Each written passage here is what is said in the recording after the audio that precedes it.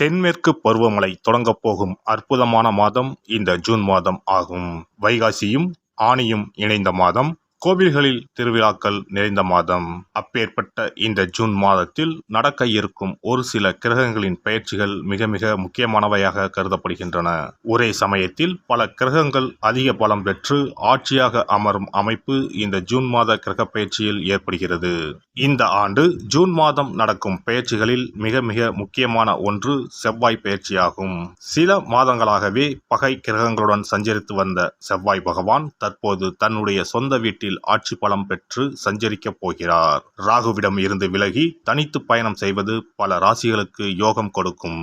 June 1ஆம் தேதியே செவ்வாய் பகவான் மேச ராசிக்கு இடப்பெயர்ச்சி ஆகின்றார். சுக்கிர பகவான் ஜூன் மாதம் 12ஆம் தேதி மிதுன ராசிக்கு இடப்பெயர்ச்சி அடைகிறார். இது லட்சுமி நாராயண யோகத்தை ஏற்படுத்தும். சூரிய பகவான் ஜூன் 15ஆம் தேதி மிதுன ராசிக்கு பெயர்ச்சியாகிறார். இது ஆனி மாத பிறப்பை குறிக்கும். மிதுன ராசியில் பெயர்ச்சியடையும் புதன் பகவானால் 3 ராஜயோகங்கள் உண்டாகும். சனி பகவான் மாத இறுதியில், அதாவது ஜூன் மாதம் 30ஆம் தேதி வக்கர பெயர்ச்சி அடைகிறார். சனியின் பார்வையில் செவ்வாய், சனி மற்றும் செவ்வாய் ஆட்சி பலம் போன்றவைகளால் சில நெருக்கடிகளை உண்டாக்கும். குரு பகவானின் சுப பார்வை கன்னி ராசியில் இருக்கும் கேது பகவானின் மீது படுவதால் ஒவ்வொரு ராசிக்கும் குறிப்பிடத்தக்க மாற்றங்கள் ஏற்படும். இந்த கிரக பெயர்ச்சிகளின் காரணமாக மிதுன ராசியில் புதாதித்ய யோகம், சுக்கிராதித்ய யோகம், கஜலட்சுமி ராஜயோகமும் உருவாகிறது. இதன் காரணமாக சில ராசிக்காரர்களுக்கு அதிர்ஷ்டமும் பணவரவும் பதவி உயர்வும் தன வரவும் கிடைக்க வாய்ப்புள்ளது. இனி உங்கள் ராசிக்கான பலன் என்ன என்பதனை பற்றியும், அசுப பலன் ஏற்படுமாயின் ராசிக்காரர்கள் வழிபட வேண்டிய தெய்வம், மேற்கொள்ள வேண்டிய பரிகாரம் என்ன என்பதனை பற்றியும் காண்போம். கடகராசி அன்பர்களே, அஷ்டம சனியால் நிறைய பாதிப்புகளை சந்தித்து இருப்பீர்கள். வெளியில் சொல்ல முடியாத அளவுக்கு துன்பங்களை அனுபவித்து இருப்பீர்கள். கடன் பிரச்சனை, குடும்ப பிரச்சனை, பண பிரச்சனையால் நிம்மதியில்லாமல் தவித்துக் கொண்டு இருப்பீர்கள். இந்த ஜூன் மாதமாவது உங்கள் வாழ்வில் ஏதேனும் மாற்றத்தை ஏற்படுத்துமா என காண்போம். உங்கள் ராசிக்கு 3ஆம் இடத்தில் கேது பகவான் குரு பார்வையில் உள்ளார்.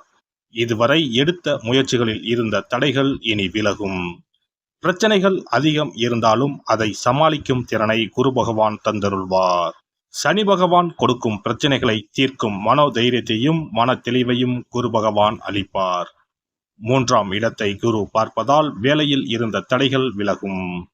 தொழிலில் வளர்ச்சி உண்டாகும். ராசிக்கு 11ஆம் இடத்தில் இருக்கும் குரு லாபத்தை கொடுப்பார். இதுவரை இருந்த பண தட்டுப்பாடு குறையும். பண தேவைகள் கொஞ்சம் கொஞ்சமாக மாறும். குடும்பத்தில் இருந்த பிரச்சனைகள் குறையும். கடன் தொல்லைகள் குறையும். யாரையும் நம்பி ஜாமீன் கையெழுத்து போட வேண்டாம். நகை பணம் கடனாக கொடுக்கவும் வேண்டாம், வாங்கவும் வேண்டாம். கணவன் மனைவிக்குள் கருத்து வேறுபாடுகள், சஞ்சரவுகள் உண்டாகலாம். கவனமாக இருக்க வேண்டும். காதலிப்பவர்கள் பேச்சில் நிதானம் வேண்டும். சிறு வார்த்தை கூட பெரிய பிரச்சனைகளில் முடியும். எச்சரிக்கையாக இருக்க வேண்டும். புதிய முதலீடுகள் செய்யும் போது கவனம் தேவை. பங்கு சந்தை, சூதாட்டங்களில் இம்மாதம் ஈடுபட வேண்டாம். ஏமாற்றமே அதிகமாக இருக்கும். பணம் பறிபோகும் வாய்ப்புகள் அதிகம் உள்ளது. எச்சரிக்கையாக இருங்கள். ஆசை வார்த்தைகளை நம்பி மோசம் போய் விடாதீர்கள். 8இல் சனி இருப்பதனால் வண்டி வாகனங்களில் செல்லும் போது கவனம் தேவை. கடந்த காலங்களில் வண்டி விபத்து, மருத்துவ செலவுகளால் அவதிப்பட்டு இருப்பீர்கள். இந்த ஜூன் மாதத்தை பொறுத்தவரை பயணங்களில் மட்டும் கவனம் தேவை. உடல் நலனிலும் அக்கறை காட்டுங்கள். ராசிக்கு 9இல் ராகு பகவான் இருப்பதனால் தந்தை உடல் நலனில் சற்று அக்கறை காட்டுங்கள். 10இல் செவ்வாய் இருப்பதனால் தொழில் வளர்ச்சி நன்றாகவே இருக்கும். சென்ற மாதம் தேங்கியிருந்த சரக்குகள் விற்று தீரும். வேலைக்கு முயற்சிப்போருக்கு நல்ல வேலை கிடைக்கும். தொழிலில் இருந்த கடன் சுமை தீரும். இந்த மாதம் சூப்பராக இல்லாவிட்டாலும் சமாளிக்கும் வகையில் சுமாராக இருக்கும். 11ஆம் இடமான லாபஸ்தானத்தில் குரு, சுக்கிரன், சூரியன் இருப்பதனால் இந்த மாதம் சகோதரர்களுக்கு பல சுப நல்ல காரியங்கள் நடக்கும். சகோதர வகையில் உதவிகள் கிடைக்கும். இம்மாதம் 15ஆம் தேதிக்கு பிறகு சுப விரய செலவுகள் உண்டாகும்.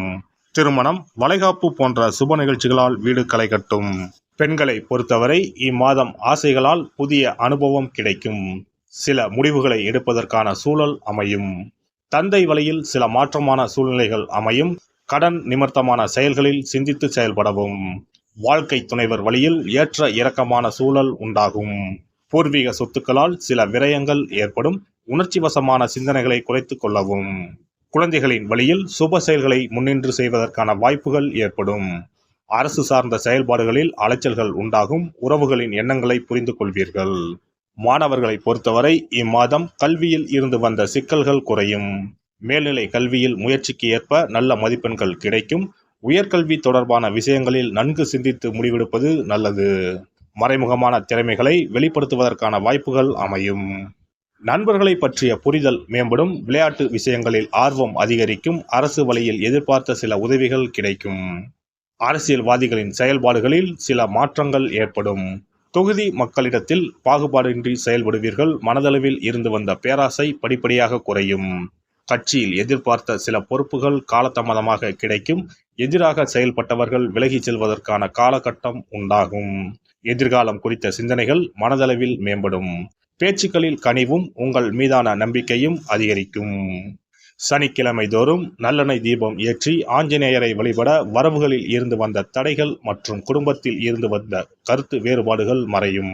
சிறப்பு பரிகாரங்கள். கோதுமை மாவினால் சிறு சிறு உருண்டைகளாக 7 அல்லது 14 அல்லது 7 மடங்குகளில் உருண்டை செய்து கொள்ளவும். குங்குமத்தில் கொஞ்சம் நீர் விட்டு அதை வன்னி குச்சி அல்லது மாதுளை மர குச்சியால் தொட்டு கோதுமை உருண்டையில் ஸ்டீம் என்று எழுதி அதை குளம், ஆறு அல்லது கோவில் தெப்பக்குளத்தில் உள்ள மீன்களுக்கு போடவும். எழுதிய பின்னர் ஸ்டீம் என்பது அழிந்துவிட்டாலும் பரவாயில்லை. இவ்வாறு வெள்ளிக்கிழமை அல்லது ஞாயிற்றுக்கிழமைகளில் செய்து வர லட்சுமியின் அருள் உண்டாகி பணத்தட்டுப்பாடு நீங்கி செல்வம் சேர தொடங்கும். வெண்கடுகு சிறிது, 2 வத்தல் மிளகாய், 3 கல் உப்பு, பச்சை கற்பூரம் 3 இவை அனைத்தும் சேர்த்து வெள்ளை துணியில் போட்டு பின்பு அதை முடிந்து நல்லெண்ணெயில் நனைத்து வீட்டின் முன்பு இரவு 10 மணிக்கு மேல் எரிக்க ஏவல், பில்லி சூனியம் விலகும். தூங்கும் போது யாரோ அமுக்குவது போன்று இருப்பது, சிறுவர்கள் பயத்தில் சிறுநீர் கழிப்பது போன்ற தொந்தரவுகள் இருந்தால் படிகார கற்களை தூங்கும் அறையில் அல்லது தலையணைக்கு கீழே வைக்க வேண்டும். தோல்வி, அவமானம், எதிர்ப்புகள் ஆகியவற்றை சமாளிக்கும் மன வலிமையை அதிகரிக்க வாராகி அம்மனை மனதார வழிபட்டால் நிச்சயம் நல்ல பலன் கிடைக்கும். முடியவே முடியாது என்று நினைத்து கொண்டிருக்கும் காரியத்தை கூட உடனே முடித்து காட்டும் வல்லமை படைத்தவள் வாராகி அம்மன். இந்த வாராகி அம்மனுக்கு 8 சனிக்கிழமையில் சுத்தமான மண் அகல் விளக்கு ஒன்றை எடுத்து அதில் நல்லெண்ணெய் ஊற்றிக்கொள்ள வேண்டும். ஒரு கருநீல துணியை கட்டமாக வெட்டி அதில் கொஞ்சம் வெண்கடுகு சேர்த்து எல் தீபம் ஏற்றுவது போல முடிந்து கொள்ள வேண்டும். காலையில் 6 மணியிலிருந்து 7 மணி வரையிலான காலகட்டத்தில் அல்லது இரவு 8 மணியிலிருந்து 9 மணிக்குள் இந்த பரிகாரத்தை செய்துவிட வேண்டும். எல்லாம் வல்ல இறையருளால் நீங்களும் உங்கள் அன்பு குடும்பமும் உடல் நலம், நீலாயுள், நிறை செல்வம், உயர் புகழ், மெய்ஞானம் ஓங்கி வாழ்க வளமுடன்.